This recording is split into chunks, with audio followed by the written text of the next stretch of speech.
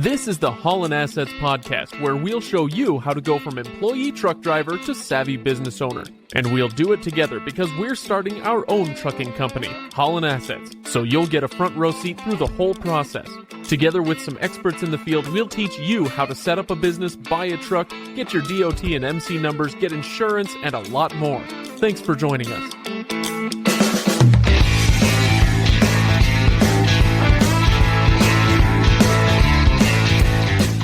Welcome, everybody, to episode 2 of Haulin Assets. I am Craig, and over there he is... Chris, welcome back. good to be back. Glad to see you, buddy. Today we are talking business entities and tax structures for your business. Now, look, I get it. This is not the most exciting topic, but it is vital. We're going to be talking about a lot of really important stuff when it comes to starting a trucking company, and this is one of those foundational pieces that we absolutely must get right. And we got to understand it before we can move on to all the other stuff. So I kind of think of this as eating your vegetables. And look, we're going to have other episodes in the future where, we're buying a truck and we're talking about how to change your mindset from going from driver to business owner. And those are going to be episodes where we get to have a little bit more fun. Dessert. Yeah. Not the vegetables. Maybe not so much vegetables in that case. But, you got to eat your vegetables. You do. So this is important stuff. So I hope you will hang with us. Everything else that comes after this will kind of hinge on understanding these basic principles. So before we get into it, I'm just going to remind everybody, go to check out the show notes at haulinassetsllc.com. And if you want to reference the tools that we talk about in this episode and future ones, you can also go to motorcarrierhq.com. All sorts of tools there, things to help you make decisions for yourself in your quest to build an amazing trucking company. So, Chris, when it comes to business entities and tax structures, this ain't your first rodeo. I have done this a time or two. I set up my first LLC probably about 15 years ago, and I bought my first rental property, and I've set up over a dozen cents. A dozen? A dozen, yeah. Would you probably say a baker's dozen. Is this an addiction for you? Do you have a problem? I do have a problem, yeah. Ask my wife. She'll tell you.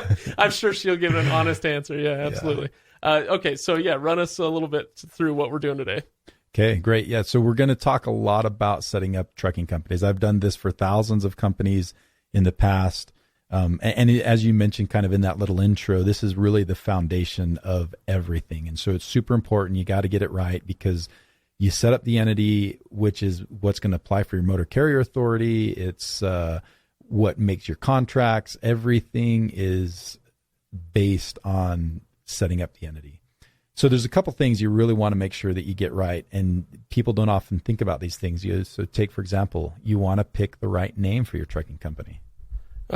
So if I wanted, Fred's Daisies. Fred's Daisies is not good. Fluffy Bunny 99, that may be a good email address, not a good business name. It's a great email address in like 1995. Yeah, for sure, but not now. And don't do your business name that way. You want to have something that's simple, that's something easy to do.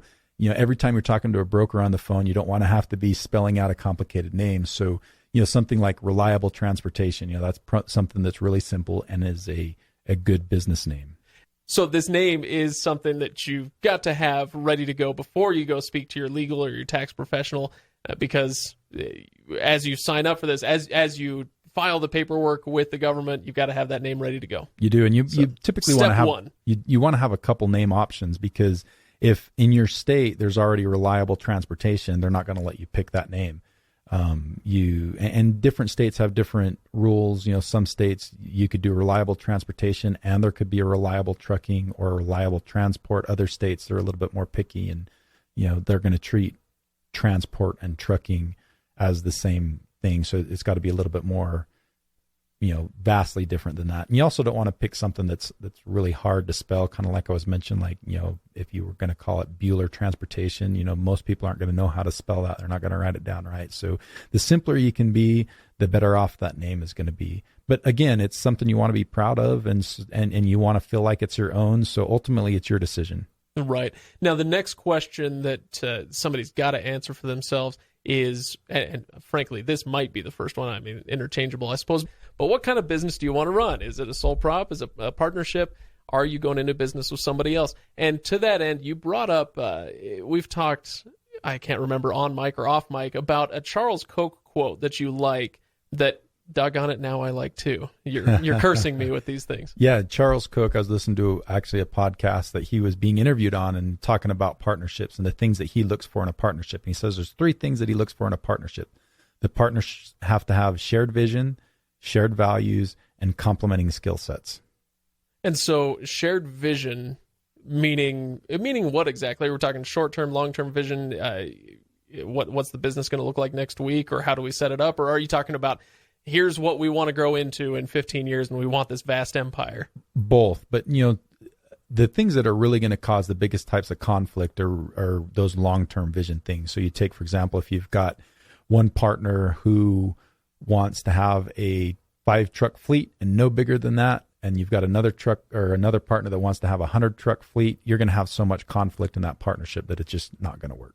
Right. And the next one was shared values, which sounds pretty similar, but I suppose this is kind of leaning into something a little bit different. What does he mean by shared values? So a lot of it, the easiest way I think to kind of describe that is probably to talk ethics and honesty. If you've got a partner who is willing to push the envelope with ethics and another partner that's just straight-laced and straight as an arrow, that's going to create conflict, and it's going to create, for a toxic partnership, make a dysfunctional family that's just really not going to work. So you want to be on the same page in that area as well. Look, my mother can tell you I'm not always as straight-laced as maybe I should be, but if I am, let's say I'm the straight-laced guy, how am I going to tell the difference? As I'm thinking about a partnership, I'm looking around, is it my best friend who I've known for 20 years and that's the only person that I would think about going into business with? How do you kind of, pick out the sharks? That's a really good question, and we're going to have, as part of the show notes and on the Motor Carrier HQ website for this podcast, we're going to have basically a questionnaire that you can kind of go through with your partner or potential partner, and you can each answer the same questions. And if you come up with different answers, that's going to be an indication that there may be some issues there with that partnership. Right. Now, also reaching back into episode 1, you mentioned, and I remember this, I want points for this, Chris. I want points because I remembered when we talk about... A gold star on your forehead. That's right. When you talk about complementing capabilities, you were talking about the idea of having... In a partnership, you've got one guy who maybe is the driver. He's good at that, got a great record, enjoys it. And then one guy who's really good at the business side of things, the accounting, the whatever the case may be. Complementary capabilities that way, right? Yeah, and I can't really stress that concept enough. It doesn't, to some people, necessarily sound like it's something super important, but it is absolutely critical. If you've got 2 partners that both of them are just really good drivers, but they're not good at the business management side of things, it's going to really handicap that company and really increase the chances that it's not going to be successful. But if you've got a partner that's really good with finances, you've got one that's a really good driver, or maybe a really good at managing drivers, they each have their set of responsibilities. They're each good at different things. And that's really what creates the magic in partnerships. And that's really when partners work. I've got most of my businesses I've got partners in, and that's definitely the biggest thing that I look for, those complementing skill sets. One person good at one thing, one person good at another. And you realize that, you recognize that in the other person, and you allow them to stay in their lane and do their thing while you do your thing. Yeah, it's interesting that in the first 2, you got shared vision and shared values. And in that, you're almost looking for, if not a clone, at least somebody who's really closely aligned with you. But in the third category, it's somebody who is quite different from you. You want them to be different from you. You want them to be able to and willing to do things that maybe aren't quite your cup of tea, right? Absolutely. Yeah, that's great. So before we get to the next portion of the show, because we do have somebody coming up, a conversation that you had, I do want to plug something that we've got in the show notes. We'll put it in the show notes. It's also at motorcarrierhq.com, this partnership worksheet. Tell me a little bit about that and what people can do with it. So it'll just basically have a few questions in each one of those categories of values, of vision, and capabilities. And each partner will take the worksheet themselves, answer the question without showing it to the other partner until you're both done. And once you're both done, you look at it together. And if you're answering questions differently, then there's potential issues there. If you're on the same page with those questions, then that's a good sign. And this is the sort of thing, I'm thinking to, this sounds a whole lot like you go to marriage counseling and they have you take the little personality test or something, and then you talk about that quiz that you both took. It's the kind of thing where when you do it, you've got to understand that if the answer is no, that doesn't mean that the other person is a bad person. Or that you're a bad person, right? It just might not be the best partnership strategy you might not be compatible. Yeah, and that's all fine. It is. Nothing wrong with that. Now let's get to a couple of interviews that you did. We're going to start with Preston. Preston's an attorney that you chatted with. What do we need to cover before we start into this section with Preston? What sort of things are you guys going to talk about? Do you want to lay the groundwork for anything? Yeah, there's basically going to be two main interviews as part of this podcast. The one with Preston where we cover the legal aspect of setting up your business. Now that's done through your state. That typically people do it through the state that they reside in, and it's just creating that legal structure. Then the second part we're going to talk about is the tax piece, and that's done on the federal level, so with the IRS. So you want to kind of understand there's a distinction there. We'll first get in with it with Preston. And we're going to cover and, with him talk about 4 different legal structures: the sole proprietor, a partnership, an LLC, and corporations. And we'll get into that detail when in the interview with him. Yeah. And speaking of which, we are going to get into a lot of details in that interview, or you are. I didn't have to do it, but we're going to get into a lot of details there. We'll probably talk a little bit more about them after, as we're coming out of that interview. So I just want to remind people that there will be a little bit of repetition, but frankly, with something that is as important as what we're talking about, a little repetition ain't going to hurt.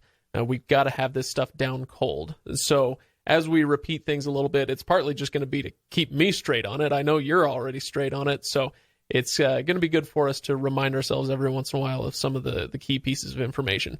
The other thing that I will mention as we go into this interview with Preston is that this is a legal professional, and later we're going to be talking with a tax professional later on in the episode. But although these are legal and tax professionals, these are not your legal and tax professionals. And so I just want to give that disclaimer. While the information that they're giving is going to be good, broad info for everybody, they are not speaking to your situation specifically. And so you should always make sure you're speaking to your own legal or tax professional to make sure that you're doing the right thing for your situation. Perfect. Okay, let's dive in with Preston. Today, I'm here with Preston, an attorney that I have worked with through a couple of my businesses for a while, always does a great job for us. And we're going to talk about the legal structure of setting up a business entity today. So, Preston, why don't you go ahead and introduce yourself? Yeah, thanks for having me, Chris. My name is Preston Koerner. I'm a solo corporate attorney. I do business through a legal firm, Koerner Legal Advisory. And as background, I've worked for banks, financial institutions, other technology and startup companies, and usually help them with their contracts, their entity formation, things like that.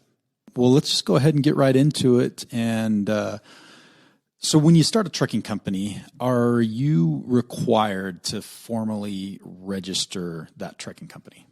No, there's no requirement to formally register a trucking company.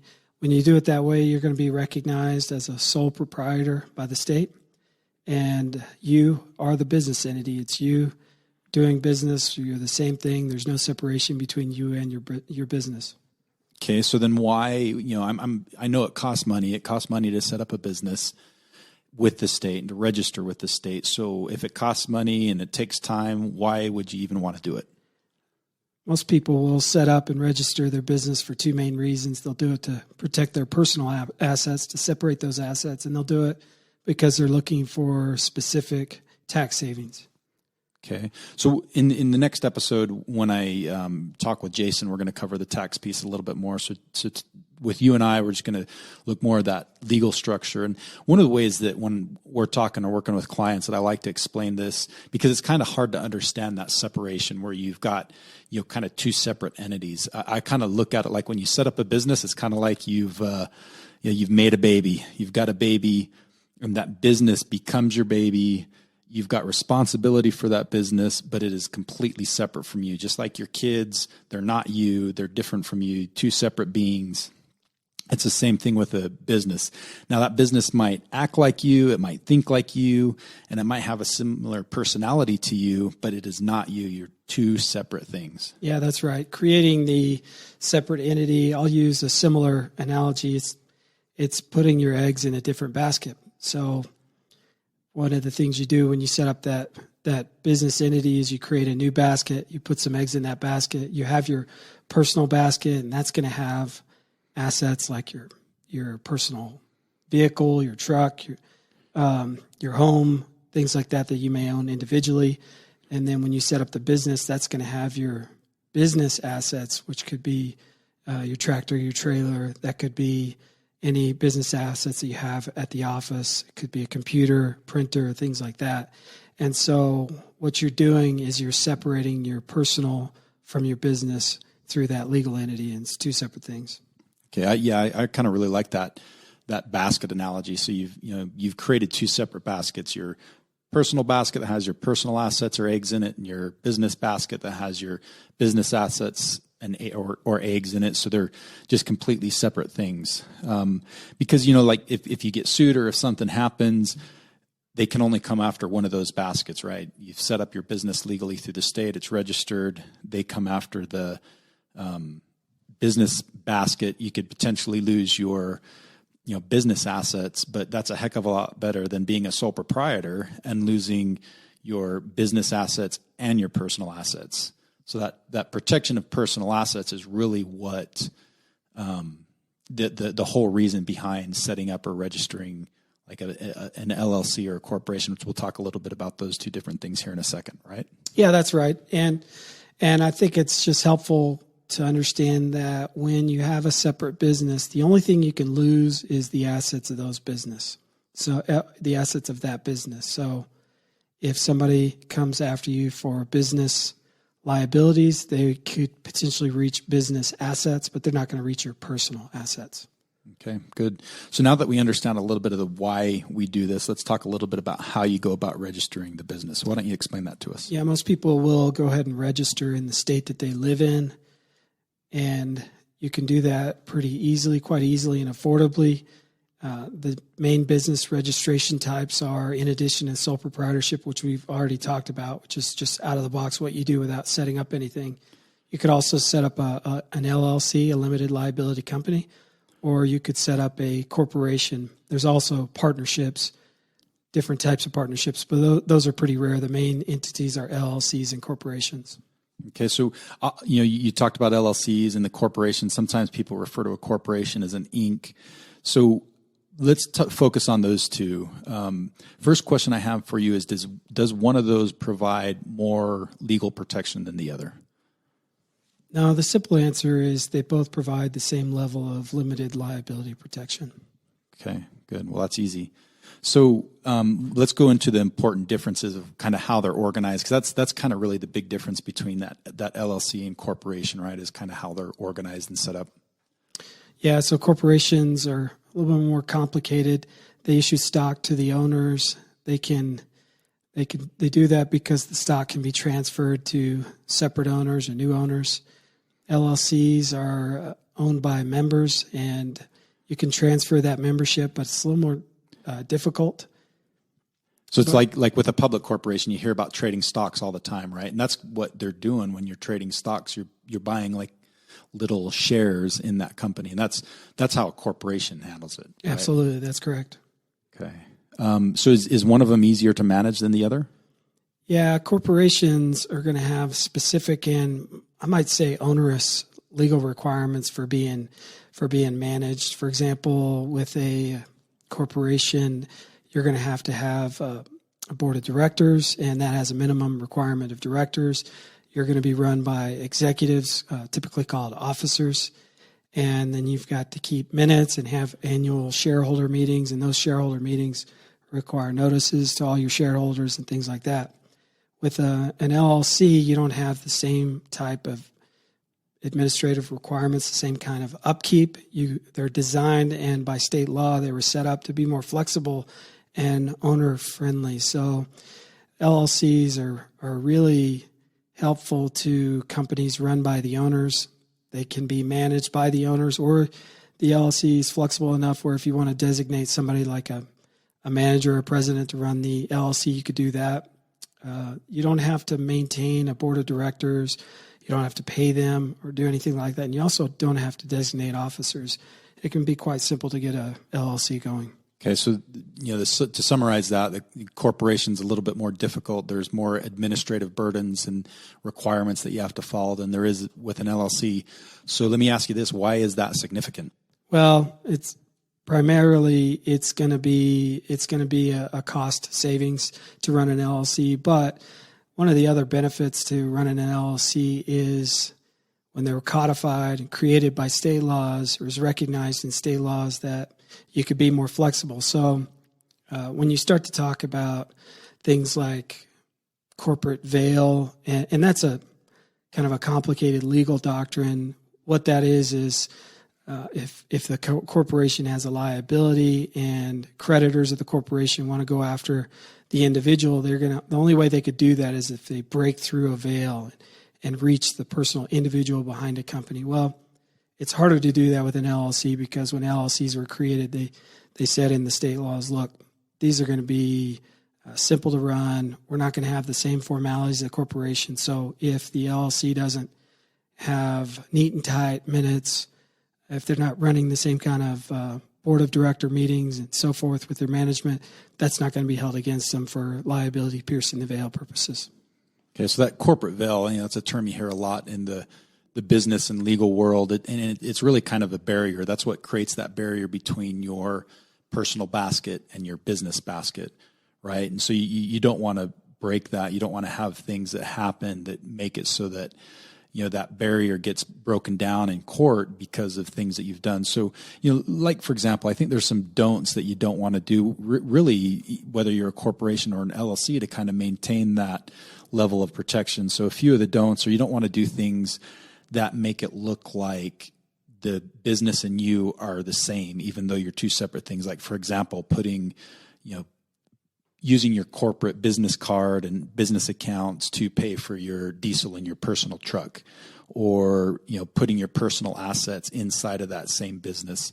Those kind of things make it so that the business and you appear to be the same thing. And then there's also some things that are dues that help you, maintain that veil and that barrier, and to show that you are two separate entities. Like, for instance, you do want to have separate bank accounts, your personal bank accounts and your business bank accounts, a personal phone number and a business phone number, and then addresses as well. These aren't necessarily hard and fast set rules, but good rules to live by. That the address is, a lot of times that's not possible. You're running your business out of your home, and that's okay. But if it's possible to have a separate address for your business versus you personally, that's always a good thing. It just kind of strengthens that barrier.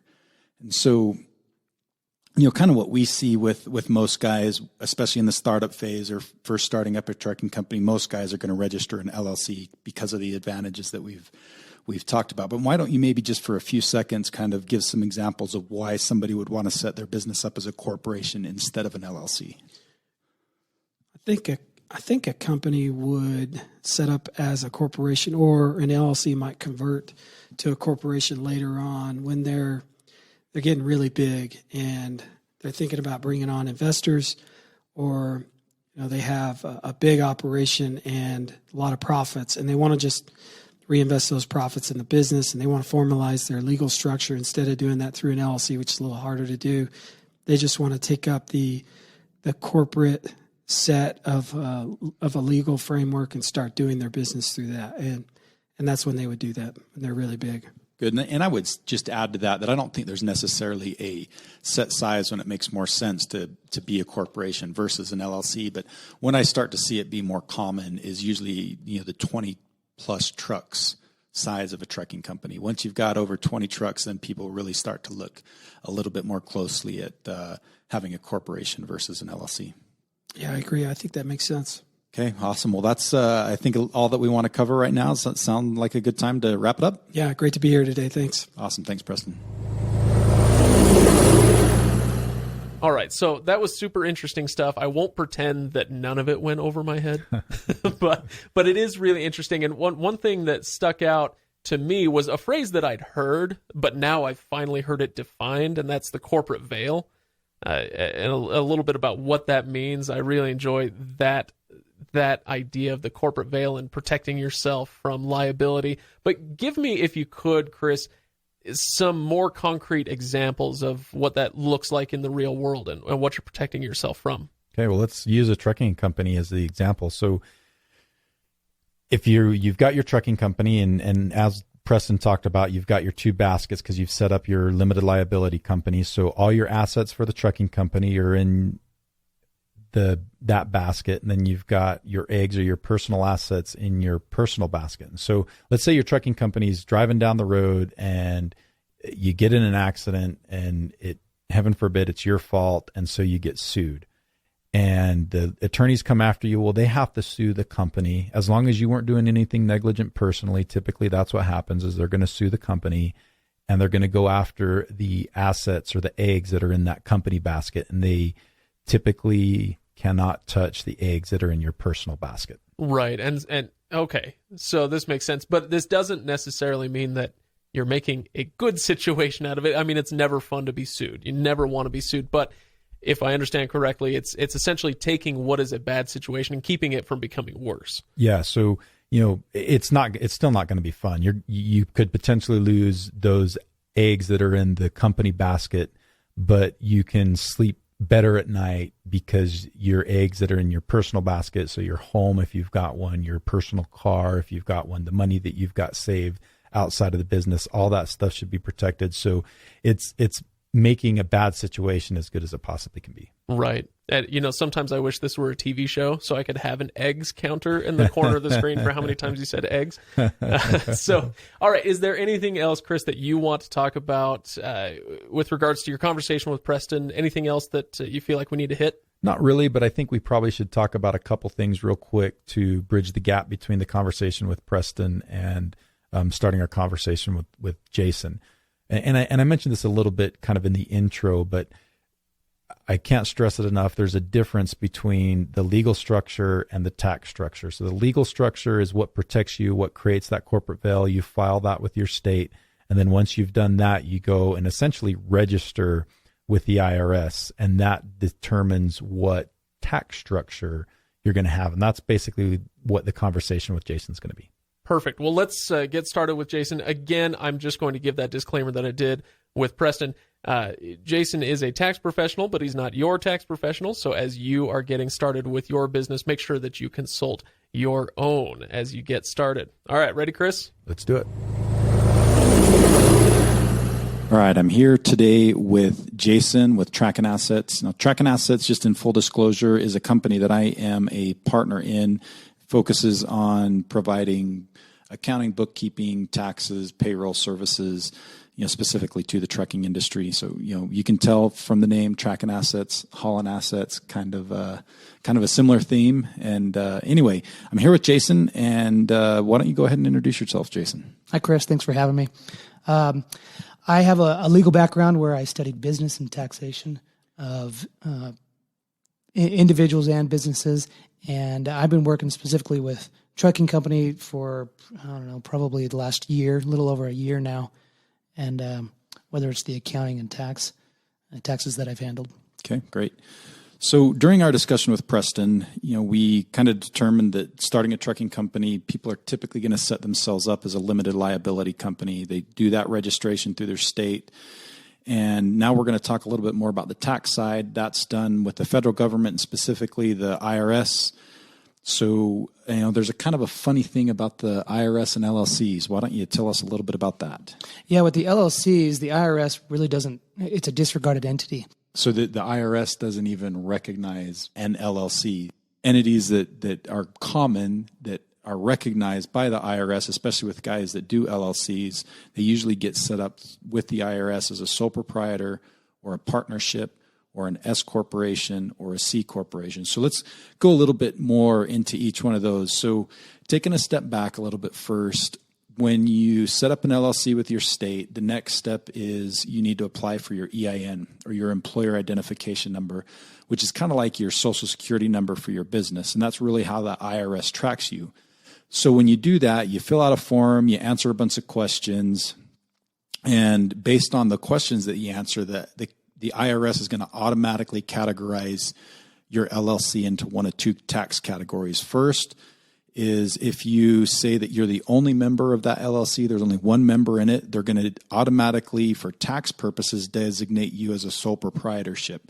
So that's not a sole proprietorship in the legal sense. You still have all the legal protections that we talked about, but for tax purposes, they're going to designate you as a sole proprietor. So that means you're not going to file a tax return specifically for that business. You're going to just file the taxes. You're going to list your income, your expenses for the business on what's called the Schedule C of your actual personal tax return. If you answer on the EIN paperwork that you are a multiple member LLC, there's multiple people or multiple partners in that business, typically they're going to recognize you as a partnership for tax purposes. And in that situation, the business is still going to file its own separate tax return, and the partners are going to get income that flows through the partnership into their personal taxes. Those are the default designations. So, Jason, why don't you kind of talk to us about what most people actually do? Because in most situations, people aren't going to stick with that one of those two tax designations. They're going to pick a different one, correct? So, when most of our clientele, I encourage them to go with the S corporation. You have to file paperwork specifically electing to be either a C corp or an S corp. So, I'd say get in touch with your accountant or your lawyer or whoever is working with you to help you know what those deadlines are. Now, also, most small businesses don't elect to be taxed as a C Corp because of what is called double taxation. So why don't you tell us a little bit about what exactly double taxation is? Good question. So double taxation for C Corps happens when the business pays the income taxes, but then whatever is left over is just distributed down to the owners, and then it gets taxed again. So the income is taxed when it comes into the business, and then it gets taxed again when it goes out to the owners. So the owner wants to really avoid that. They don't want to have to pay taxes on both. So that's why we say, okay, go with the C Corp because, go with the S Corp because an S Corp is what is called a pass-through entity. So any profits that the business earns throughout the year and what is left over after all the deductions is then passed through to the owner of the company, and then they pay taxes on that. Okay, so just to kind of summarize, the big advantage of an S corporation is that you limit taxes having to be paid by the corporation itself. They pass through to the owner of the business. The owner pays it on their personal income taxes versus a C corporation. It gets paid at the corporate level, and then taxes get paid again when income's distributed to the owners. That's where the double taxation comes from. Exactly. Okay, so I know another advantage of an S corp besides that pass-through designation is that they can save some money in payroll taxes, right? Correct.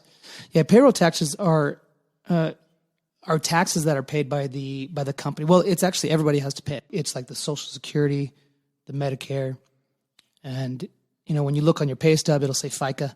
That's what those are. Even sole proprietors and partnerships pay those when it comes to self-employment taxes. So they pay it. It's not called FICA taxes for them anymore. It's the same thing, but they call it self-employment tax, right? Yes. Okay. So how exactly does an S corp limit how much you have to pay in FICA taxes or those payroll taxes? So the way to limit your FICA taxes when you have a company is by having the owner as an employee on the company, a W-2 employee. So they will pay their FICA taxes as they earn their wages throughout the year, as an employee. In that case, then also they don't have to pay FICA and self-employment taxes on the profits of the business that the business earns. That amount really adds up pretty real quickly.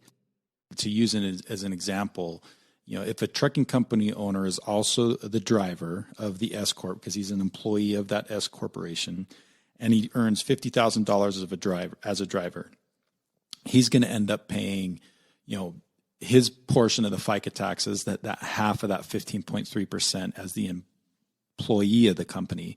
But then because he's also the owner of the company, he's still paying that other 7.5% or 7.3 or 7.65% that the company owes. So in essence, he's paying that whole 15.3% on that $50,000 that he earned as an employee. But the cool thing about an S corp is the profits above that the company earns above and beyond what is paid to the driver or the owner. That piece of it is not, they're not going to have to pay FICA taxes on. They're not going to pay payroll taxes on. So it's nice. It can save you a big chunk of money. So after a year or two, if your company's making good money, you earn $50,000 as the driver, and then let's say you earn another $50,000 as the owner of the company. That second $50,000, you're going to save over $7,000 in payroll taxes because you're not going to have to pay FICA taxes on it, and because you're an S corp, you're not going to have to pay self-employment taxes on it like a sole proprietor or a partnership would have to do. Exactly. And that's really one of the big reasons most small businesses elect S corp status or S corporation status for their taxes, is to save, one, avoid double taxation, and two, save what they have to pay in FICA, self-employment, payroll taxes. It's a good way to save some extra money.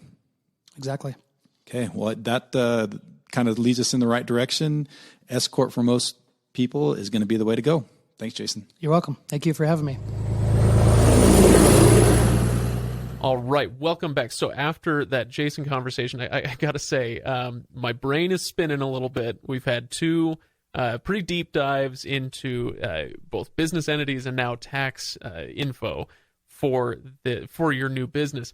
And I got to say, I don't know if you knew this, Chris. I worked in banking for 4 years.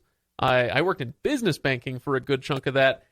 And I'm still, even after all that, it just makes my head hurt to try to tease out the implications of all this stuff. So let's dig into a little bit about what you and Jason were talking about. One of the terms that I want to talk about more is the idea of an S corp. And what that means, let's say with the Haulin Assets trucking company that we're setting up here, let's say we want to set that up as an S corp. Why would we do that? What does it look like? What are the advantages? Let's do a little real world scenario here. So again, the biggest advantage with that is you are potentially going to be able to save from paying FICA tax or self-employment tax on the profit. So let's just dive right into that with Haulin Assets. So let's say Haulin Assets, for the sake of this discussion, is set up as an S corp, and me, Chris, I am the only owner in it.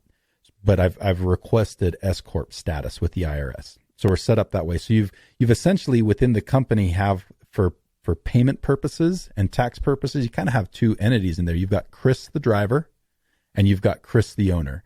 And both of those Chris's, even though they're the same person, are going to get paid in two different ways. Right, legally, it's almost two different people. It kind of, to the IRS is going to recognize those as two different people. They're going to recognize Chris as Chris the driver that drives the truck and is really nothing more than any other trucking company employee. And then you've got Chris the owner that does the owner function of the business. And they're both going to get compensated differently. And so is that how you would say the bulk of people should be or would be doing this? In most situations, most small businesses, they set up as an S corporation, and then the owner is also an employee of the S corporation. That owner is going to get a W-2 form and wage and a pay stub every payday, just like any other employee would. So tell me a little bit more about the advantages of that. Why are we setting it up this way? So the biggest advantage with setting up this way is Chris the driver is going to get paid his driver wage, which, let's say for this example is 40 cents a mile. And over the course of a year, he drives enough miles and earns $50,000. So on that $50,000, Chris, the driver himself, is going to pay half of that FICA tax that is due to the government. So half of that is 7.65%. And then Haulin Assets, the company, has to match that. And they pay another 7.65% for a total of 15.3%. So that's a total on $50,000 of $7,650. So because you really own the business and you're the driver, you're the one paying that full 15.3%. And that's a lot of money. Now, the nice thing about S Corp status is the IRS gives owners a little bit of a relief and says, okay, you can treat that profit, the rest of the money that the company makes after you take all the money that came in, subtract out all the expenses, and that driver pay to Chris the driver is part of those expenses. Once you subtract all that out, then you get your net profit. And you don't have to pay FICA taxes or self-employment tax, which are basically the same thing, on that second pot of money, the pot of money that Chris, the owner, earns. Right. So basically, you're separating out like you said, the employee income versus the owner income, and so that you're taxed on just the employee income, which is almost certainly going to be lower. If you're making a profit on the business, that's going to be your lower tax burden by going with the employee. The first little bit, it's pretty common for the first year or two that, the employee portion is actually going to be bigger than the owner portion. But as the business grows, then that owner portion should get bigger, and you're going to save more and more of that tax burden. Kind of what you were talking about earlier, where you got to be thinking long term with your business decisions. Yep. Yeah, it may hurt a little bit the first year or so, but eventually, things should be looking up. From a tax perspective, that doesn't really hurt you anymore. You're going to pay that one way or another. So like with a sole proprietor, if you're a sole proprietor under that same situation and your tax as a sole proprietor, you're going to pay, instead of FICA taxes, you're going to pay self-employment tax, which is the same thing, but you're going to pay it on the driver wage and you're going to pay it on the net income piece. So you're going to pay that 15.3% on everything. And, that can easily double your tax bill. So, for the example, if you get $50,000 for a driver, you're paying that $7,650 there. But then if you also earn another $50,000 as a company owner, if you're a sole proprietor, you're paying another $7,650 in taxes. If you're an S Corp, you're not. Right.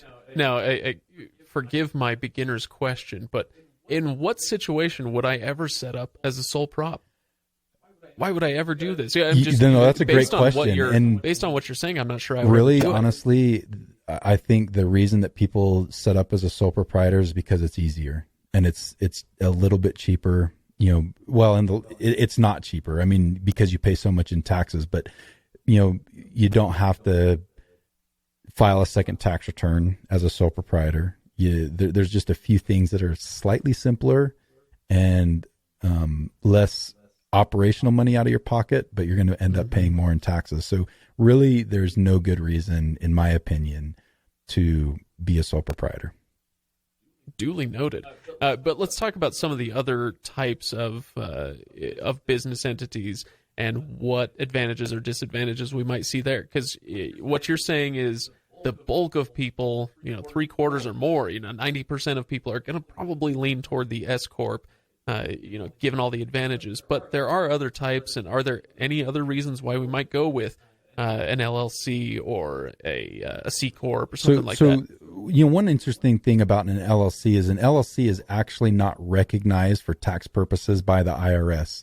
So the IRS, if you set up an LLC, is going to require you to pick an actual tax designation that they recognize. So if you sign up as you're a single member LLC, you're automatically going to default to be taxed as a sole proprietor.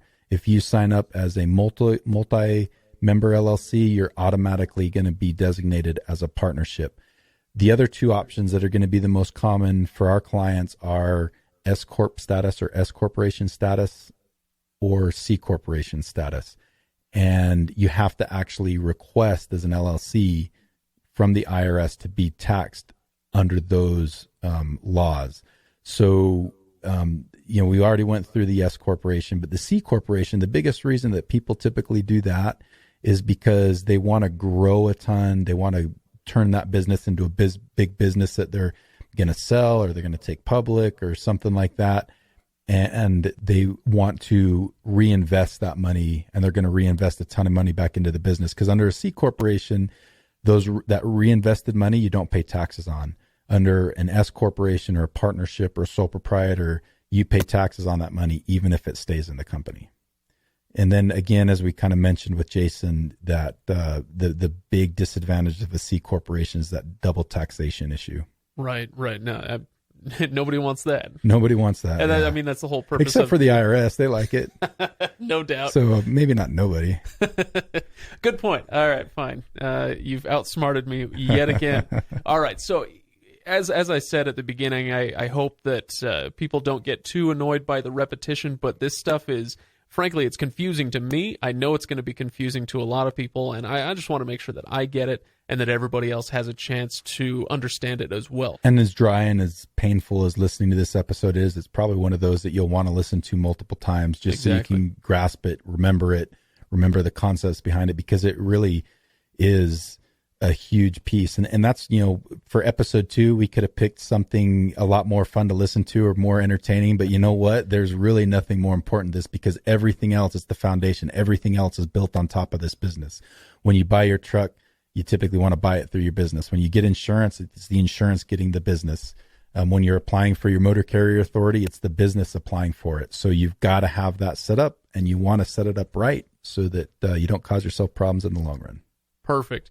Well, Chris, I'm glad you had a chance to sit down with those guys. I'm glad you had a chance to explain to me a little, in person, a little bit more about that stuff.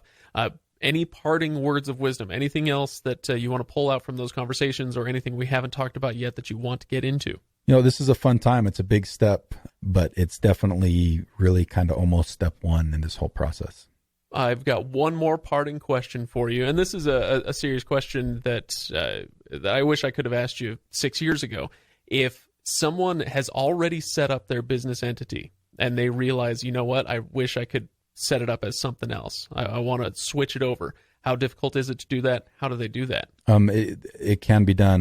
We've had clients that, for the first 4 years of their operations were an LLC, and then they decided they wanted to grow really big, and so they changed the LLC into a corporation, elected C Corp status. All that stuff can be changed. There's rules behind doing that. It's not just as simple as flipping a switch, but it definitely can be done. Perfect. All right. If you have any other questions, make sure you go to HaulinAssetsLLC.com and hit up the show notes there. We'll be back in episode 3. Chris, what are we talking about in episode 3? Episode 3, we're going to talk about getting your DOT number and MC number and a few of the other things that go along with that. Oh, man, another foundational piece. Perfect. All right, we will see you guys there. Thanks for listening. Have a good one. See you later.